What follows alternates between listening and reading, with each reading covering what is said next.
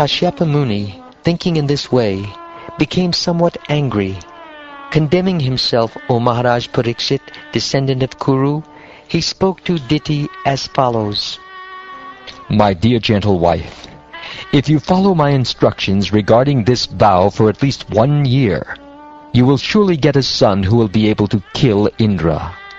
However, if you deviate from this vow of following the Vaishnava principles, you will get a son who will be favorable to Indra. My dear Brahman, I must accept your advice and follow the vow. Now let me understand what I have to do, what is forbidden, and what will not break the vow. Please clearly state all this to me. My dear wife, to follow this vow, do not be violent or cause harm to anyone. Do not curse anyone, and do not speak lies. Do not cut your nails and hair, and do not touch impure things like skulls and bones. My dear gentle wife, never enter the water while bathing. Never be angry, and do not even speak or associate with wicked people. Never wear clothes that have not been properly washed, and do not put on a garland that has already been worn. Never eat leftover food.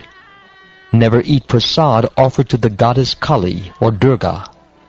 And do not eat anything contaminated by flesh or fish. Do not eat anything brought or touched by a Shudra, nor anything seen by a woman in her menstrual period. Do not drink water by joining your palms. After eating, you should not go out to the street without having washed your mouth, hands, and feet. You should not go out in the evening or with your hair loose, nor should you go out unless you are properly decorated with ornaments. You should not leave the house unless you are very grave and are sufficiently covered. You should not lie down without having washed both of your feet, or without being purified, nor with wet feet, or with your head pointed west or north. You should not lie naked, or with other women, or during the sunrise or sunset.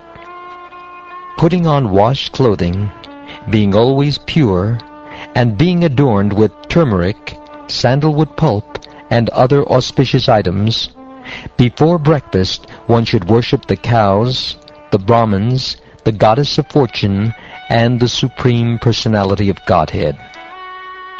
With flower garlands, sandalwood pulp, ornaments, and other paraphernalia, a woman following this vow should worship women who have sons and whose husbands are living. The pregnant wife should worship her husband and offer him prayers. She should meditate upon him, thinking that he is situated in her womb. If you perform this ceremony called Pumsavana, adhering to the vow with faith for at least 1 year, you will give birth to a son destined to kill Indra. But if there is any discrepancy in the discharge of this vow, the son will be a friend to Indra.